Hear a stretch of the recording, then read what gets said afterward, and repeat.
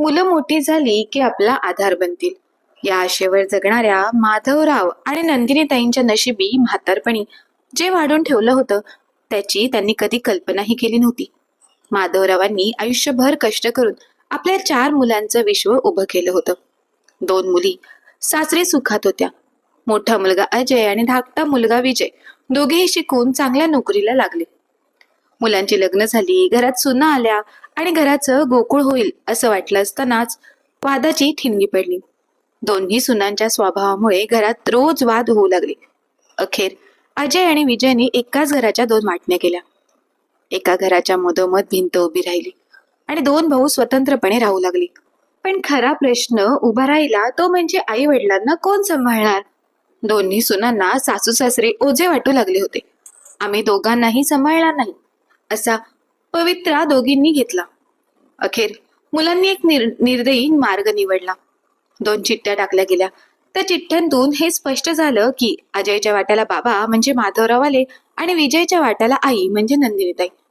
ज्या जोडप्याने 42 वर्ष एकमेकांची सावली भरून काढली, आज मुलांनी त्यांची वाटणी करून त्यांना 2 वेगवेगळ्या उंबरठ्यात कैद केले. माधवराव अजयकडे राहू लागले, पण तिथली परिस्थिती नरकापेक्षा कमी नव्हती. अजयची बायको रेखा त्यांना घराच्या नोकरापेक्षाही वाईट वागणूक देत असे. एक दिवशी दुपारची वेळ होती. माधवरावांनी सकाळपासून घराची कामं केली होती. बागेला पाणी दिलं होतं आणि इस्त्रीवाल्याकडे हेलपाटे मारले होते. भुकेने त्यांचा जीव व्याकुळ झाला होता. ते अडखळत स्वयंपाकघरापाशी गेले आणि घाबरलेल्या आवाजात म्हणाले, अगं सुनबाई, खूप भूक लागली आहे. काही शिल्लक असेल, भले ते शिळं असेल तरी चालेल, पण मला काहीतरी खायला दे. हे ऐकताच रेखाचा पारा चढला. ती मोठ्याने ओरडली, मी माझे काम करत आहे, विनाकारण कशाला ओरडत आहात? सकाळी चहा बिस्किट दिलं होतं ना. माधवराव गयावया करत म्हणाले, सुनबाई, त्या 2 बिस्किटांनी काय होतंय? उठल्यापासून काम करतोय, आता शरीर साथ देत नाहीये. काही खाल्लं नाही तर चक्कर येऊन पडेल. यावर रेखाने माणुसकीला काळिंबा फासणारं उत्तर दिलं, मग पळून मरून जा एकदाची, म्हणजे तुमच्या कटकटीतून माझी कायमची सुटका होईल. रेखाचे हे शब्द भिंतीच्या पलीकडे असलेल्या नंदिनीताईंच्या कानावर पडले. आपल्या नवऱ्याचा असा अपमान ऐकून त्यांच्या काळजाचा ठोका चुकला. ज्या माणसाने आयुष्यभर स्वाभिमानाने कुटुंब सांभाळलं, आज तो अन्नाच्या एका घासासाठी असा अपमान सहन करतो आहे. नंदिनीताईंना राहवलं नाही. त्यांनी विजयच्या घरातून ताटात 4 पोळ्या आणि भाजी घेतली आणि त्या धावत अजय राहत असलेल्या भागात आल्या. त्यांनी रेखाला बाजूला सारलं आणि आपल्या थरथरत्या हाताने माधवरावांना घास भरवला. भुकेने व्याकुळ झालेल्या माधवरावांच्या तोंडात घास गेल्यावर त्यांच्या आत्म्याला किती शांती मिळाली असेल हे फक्त प्रचंड भूक लागलेल्या माणसाला खूप प्रयत्न करून एखादा घास मिळतो तोच सांगू शकतो. नंदिनीताईंनी भरवलेले घास माधवराव पटापट खात होते, पण माधवरावांना मिळणारा आनंद रेखाला पाहावला नाही. तिने लगेच जाऊन आपल्या जाऊबाईकडे चुगली केली की हे म्हातारे रोज काही ना काही तुझ्या घरातून आणून ह्या म्हाताऱ्याला खायला घालत असते. तुला माझं बोलणं खोटं वाटत असेल तर येऊन स्वतःच्या डोळ्यांनी बघ. विजयची बायको कुसुम रागातच आपल्या मोठ्या जावेच्या घरात आली तर समोरच नंदिनीताई माधवरावांना भाकरी भाजी भरवत होत्या. तिने रागात पुढे जाऊन नंदिनीताईंच्या हातातील ताट हिसकावून घेतला आणि म्हणाली, काय ग थेरडे, तू असले चाळे करतेस? तुला लाज वाटत नाही का? माझ्या घरी शिजलेलं अन्न तू इकडे आणून या तुझ्या नवऱ्याला खाऊ घालतेस. थांब, आता तुझी चांगली चिरवते. असं म्हणत कुसुम तावातावाने तिच्या घरात गेली आणि नंदिनीताईंचं गाठोडं उचलून घराबाहेर फेकून देत म्हणाली, म्हातारडे, आजपासून तुला माझ्या घरात जागा नाही. तुला जिथे राहायचं आहे तिथे राहा, पण तू माझ्या घरात यायचे नाहीस. 4 घास पोटात गेलेल्या माधवरावांना आता थोडी तरतरी आली होती. ते जागेवरून उठले, नंदिनीताईंचा हात पकडला आणि त्यांना म्हणाले, चल, या घरात जर तुला राहायला जागा नसेल तर मी सुद्धा राहणार नाही. तसेही इथे लाचारीचे जीवन जगण्यापेक्षा रस्त्यावर भीक मागून पोट भरू, पण असले लाचारी जीवन जगण्यात काय अर्थ आहे? माधवरावांनी सुद्धा आपलं कपड्याचं गाठोडं हातात घेतलं आणि दोघे नवरा बायको घराबाहेर पडले. दोघांच्याही डोळ्यात अश्रू होते, पण त्या अश्रूंची किंमत कोणालाच नव्हती. उलट दोघी जावा रेखा आणि कुसुम एकमेकींच्या हातावर हात मारत म्हणाल्या, बरं झालं, एकदाची कटकट निघून गेली. नंदिनीताई आणि माधवराव चालत बस स्टॉपवर गेले. तिथून त्यांनी आपल्या मोठ्या मुलीच्या गावी जाण्यासाठी बस पकडली. मुलीच्या गावी गेल्यानंतर ते मुलीच्या घरी गेले. आपल्या आईबाबांच्या हातात कपड्याचे गाठोड आहे हे मुलीच्या लक्षात आले होते. म्हणून तिने त्या दोघांचीही नीट चौकशी केली नाही. उलट स्वतःचेच गाराणे त्यांच्या समोर मांडू लागली. हे घर खूप छोटं आहे, त्यात माझी मुलं बाळ आणि सासू सासरे आहेत, त्यामुळे अजिबात जागा होत नाही. नंदिनीताईंनी आणि माधवरावांनी आपल्या मुलीचा उद्देश ओळखला, त्यामुळे ते तिथे एक शब्दही न बोलता आल्या पावली मागे फिरले. आता दोघांनीही निर्णय घेतला होता की आपण आपल्या कुठल्याच नातेवाईकाच्या घरी जायचं नाही. एक वेळ रस्त्यावर राहू, पण कुणाच्या दारात जायचं नाही. असा विचार केल्यानंतर दोघेही हळूहळू पुढे चालत राहिले. दोघांचे वय सुद्धा जास्त असल्या कारणाने त्यांना जास्त अंतर चालताही येत नव्हते. शेवटी एका मंदिराच्या पायऱ्यांवर जाऊन ते बसले. सूर्य मावळायला आला होता. आता अंधारात कुठे चालत जाणार, आजची रात्र इथेच काढू. इकडे अजय आणि विजय दोघेही कामावरून घरी आले. अजयला आपले बाबा दिसले नाहीत, तरीही त्याने आपल्या बायकोला विचारलं नाही की बाबा दिसत नाहीत, कुठे गेले बाबा. आणि विजयने त्याच्या बायकोला आईविषयी सुद्धा विचारले नाही. खरं तर त्यांना सुद्धा आपल्या आई बाबांची एवढी ओढ नव्हती. मग ते असले काय आणि नसले काय त्यांना काही फरक पडत नव्हता. काही वेळाने रेखा स्वतः अजयला म्हणाली, तुमचे बाबा आईंना बरोबर घेऊन दुपारीच कुठेतरी गेले आहेत, पण ते अजून परत आलेले नाहीत.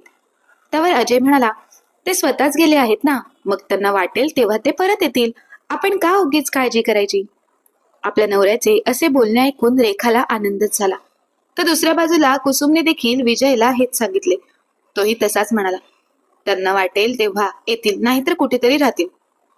विजयचे असे बोलणे ऐकल्यानंतर कुसुम सुद्धा खुश झाली. जिथे मुलांनाच आपल्या आई वडिलांची चिंता नाही, तिथे सुना काय आपल्या सासू सासऱ्यांचा आदर करणार. आणि असं वातावरण असेल तर त्यांच्यासाठी ते चांगलंच होतं. इकडे ज्या मंदिराच्या पायऱ्यांवर नंदिनीताई आणि माधवराव बसले होते, त्या मंदिरामध्ये जो पुजारी होता तो संध्याकाळचा दिवा लावण्यासाठी मंदिरात आला. तेव्हा त्याने पाहिलं की कोणीतरी वयोवृद्ध नवरा बायको पायऱ्यांवर बसले आहेत. सुरुवातीला त्या पुजाऱ्याने त्यांच्याकडे दुर्लक्ष करून त्याने आपली कामं केली.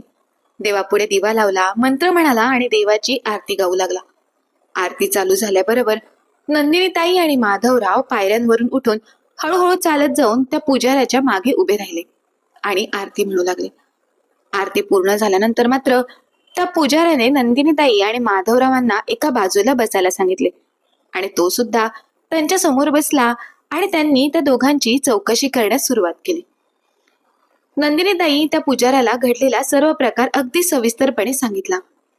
हे ऐकून त्या पुजाऱ्याला खूप वाईट वाटले.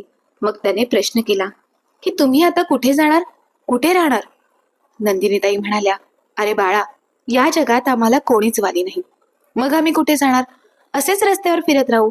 कोणी काही दिलं तर ते खाऊन पोट भरू, नाही मिळालं तर उपाशी राहू आणि रात्र झाल्यावर जिथे जागा मिळेल तिथे आराम करू. त्यावर तो पुजारी म्हणाला, तुम्ही माझ्या आईबाबांप्रमाणे आहात, त्यामुळे तुम्हाला कुठेही जाण्याची गरज नाही. तुम्ही इथेच या मंदिरात राहू शकता. नंदिनीताई म्हणाल्या, अरे बाळा नको, आम्ही इथे राहून पोट कसे भरणार. तर पुजारी म्हणाला, इथे मंदिराबाहेरच तुम्ही फुलं, हार आणि नारळांचा स्टॉल चालू करा. येथे येणारे भाविक तुमच्याकडून फुले, हार, नारळ खरेदी करतील.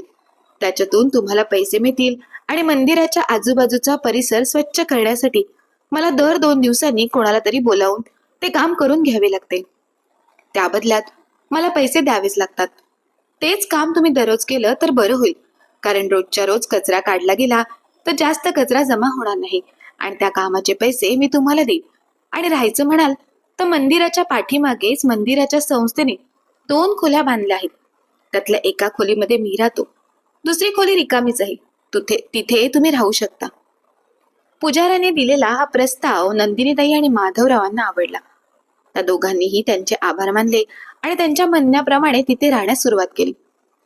दुसऱ्या दिवशी मंदिराच्या पुजाऱ्याने पहाटे जाऊन स्वतःच्या पैशातून फुलं आणि काही नारळ आणून नंदिनीताईंकडे दिले आणि म्हणाला, आजपासून तुम्ही मंदिराच्या बाहेर बसून हार, नारळ आणि फुलांचा व्यवसाय चालू करा. मी आज तुम्हाला 500 रुपयांची फुलं आणि नारळ आणून दिली आहेत. रोज तुम्ही जी काही कमाई होईल त्या कमाईतून मला थोडे थोडे पैसे द्या. एकदा का तुम्ही मला माझे 500 रुपये परत दिलेत तर तो व्यवसाय पूर्णपणे तुमचा होईल. नंदिनीताई आणि माधवरावांनी हार मानली नाही. ते दोघेही पहाटे लवकर उठून मंदिराच्या सभोवतालचा परिसर झाडून स्वच्छ करायचे. त्यांच्या या सेवेवर प्रसन्न होऊन पुजाऱ्यांनी त्यांना स्वच्छतेबद्दल काही मानधन देण्यास सुरुवात केली. हळूहळू त्यांनी मंदिराबाहेर फुलांचे एक छोटे दुकान थाटले. भक्तांना ताजी फुलं, हार आणि नारळ मिळू लागल्याने त्यांचा व्यवसाय तेजीत चालू लागला. सोबतच हळूहळू त्यांनी लहान मुलांची खेळणी, पिण्यासाठी पाण्याच्या बाटल्या देखील विक्रीसाठी ठेवल्याने त्यांची कमाई वाढतच गेली आणि ते समाधानाने आपलं आयुष्य जगू लागले. दुसरीकडे ज्या मुलांनी आई वडिलांना वाऱ्यावर सोडले होते त्यांच्यावर काळाने घाला घातला. नंदिनीताई आणि माधवरावांचा मोठा मुलगा अजय ज्या कंपनीत कामाला होता ती कंपनी अचानक बंद पडली. उत्पन्नाचे साधन गेल्याने त्याच्यावर आणि त्याची बायको रेखावर उपासमारीची वेळ आली. तर दुसरा मुलगा विजय आपल्या बायकोसोबत सासरवाडीला जात असताना त्याच्या गाडीला भीषण अपघात झाला. या अपघातात विजयच्या पाठीच्या कण्याला गंभीर दुखापत झाली आणि तो कायमचा अंथरुणाला खिळला. त्यामुळे गावात चर्चा सुरू झाली की ज्या आई वडिलांनी रक्ताचं पाणी करून ह्या दोघांना वाढवलं, एवढं मोठं घर बांधलं, त्याच आई बापाला त्यांच्याच घरातून ह्यांनी घराबाहेर काढले. म्हणूनच त्या म्हाताऱ्यांची हाय लागून आज या मुलांची ही अवस्था झाली आहे.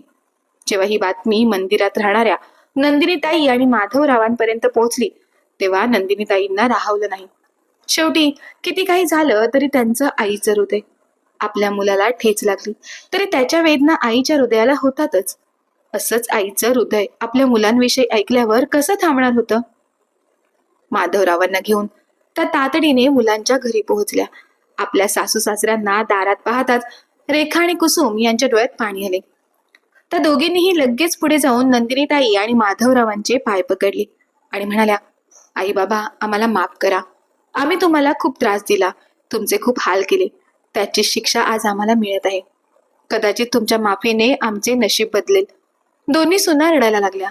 तेव्हा माधवरावांनी जड अंतकरणाने विचारले, अजय आणि विजय कुठे आहेत?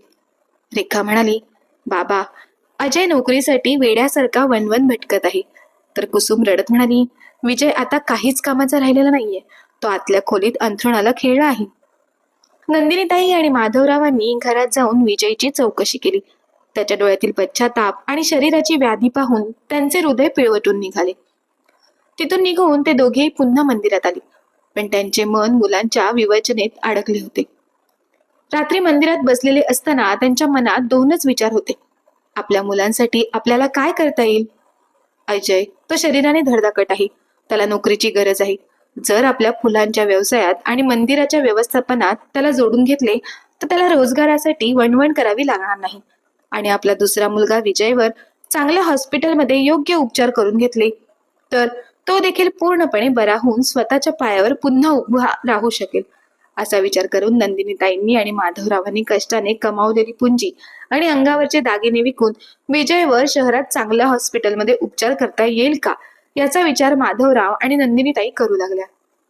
शेवटी नंदिनीताई आणि माधवरावांनी एका मताने निर्णय घेतला की असंच करूया.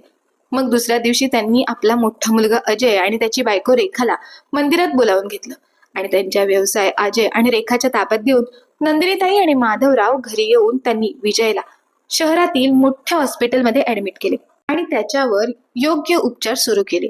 विजयला योग्य उपचार मिळत असल्या कारणाने त्याच्या तब्येतीमध्ये हळूहळू सुधारणा होऊ लागली. सुरुवातीला तो चेअरवर बसून इकडे तिकडे फिरू लागला. मग भिंतीचा किंवा काठीचा आधार घेऊन तो उभा राहू लागला. अशा प्रकारे हळूहळू त्याच्यामध्ये सुधारणा होत गेली आणि एके दिवशी तो पूर्णपणे बरा होऊन एकटा चालू लागला, फिरू लागला. विजय पूर्ण बरा होताच माधवराव आणि नंदिनीताई विजय आणि कुसुमला घेऊन मंदिरात आले. देवाचे आशीर्वाद घेतले. माधवराव म्हणाले, विजय, तुला सुद्धा आता अवजड कामं होणार नाही, म्हणून तू सुद्धा इथेच कोणता तरी छोटा धंदा चालू कर. तेव्हा कुसुमची मोठी जाऊबाई रेखा म्हणाली, अहो आई, कुसुमच्या हाताला उत्तम चव आहे. विजय भाऊंनी आणि कुसुमने इथे वडापाव आणि भजीपावची गाडी सुरू केली तर बरं होईल. कुसुमच्या हाताला चव असल्या कारणाने चांगला धंदा होईल. रेखाच्या अशा बोलण्यावर कुसुमने लगेच होकारार्थी मान हलवली. तेव्हा सर्वांच्या मदतीने 4 दिवसांनी सर्व सामान एकत्र करून विजय आणि कुसुमने वडापाव भजीपावची गाडी सुरू केली. सुरुवातीला जास्त ग्राहक आले नाहीत, परंतु विजय आणि कुसुमने हार मानली नाही. शेवटी त्यांच्या कष्टाचे आणि संयमाचे त्यांना फळ मिळालेच. त्यांची वडापावची गाडी अगदी उत्तमरित्या चालू लागली. आता ना पैशाची कमी होती ना जास्त कष्ट करावे लागत होते. आपल्या दोन्ही मुलांना असे आनंदात आणि सुखात पाहिल्यानंतर नंदिनीताई आणि माधवराव म्हणाले, बाळांनो, तुम्ही सुखी झालात. आता आम्ही आमच्या मार्गाने निघून जातो. तेव्हा दोन्ही मुले आणि सुना नंदिनीताई आणि माधवरावांच्या पायाजवळ बसले आणि म्हणाले, आई बाबा, तुम्ही आमच्यासाठी साक्षात विठ्ठल रखुमाईचे रूप आहात. तुम्ही आम्हाला कुठेही जाऊ देणार नाही आणि यापुढे तुम्हाला कोणतेच काम करावे लागणार नाही. एवढंच नाही तर आपण सर्वजण आता एकाच कुटुंबात एकाच विचाराने राहू. आपल्या मुलांमध्ये झालेला हा बदल पाहून नंदिनीताईंच्या डोळ्यात पाणी आले. आपल्या सासूबाईंच्या डोळ्यात कधी काळी पाणी आणणाऱ्या सुना आज मात्र त्यांच्या डोळ्यातील अश्रू स्वतःच्या पदराने पुसत होत्या आणि म्हणत होत्या, आई, आता तुम्हाला रडण्याची गरज नाही. तुमच्या या दोन्ही सुना तुमची काळजी घेण्यासाठी सदैव तत्पर आहेत. त्या दिवसापासून खऱ्या अर्थाने नंदिनीताई आणि माधवरावांच्या घरात सुख आले आणि सर्व आनंदाने नांदू लागले. तर मित्र आणि मैत्रिणींनो, आई बाबांच्या या अतूट प्रेमाविषयी आपल्याला काय वाटते ते आम्हाला कमेंट बॉक्समध्ये कमेंट करून नक्की कळवा. आणि जर का तुम्हाला ही कथा मनापासून आवडली असेल तर कथेला लाईक, शेअर आणि चॅनलला सबस्क्राईब करायला मात्र विसरू नका. धन्यवाद.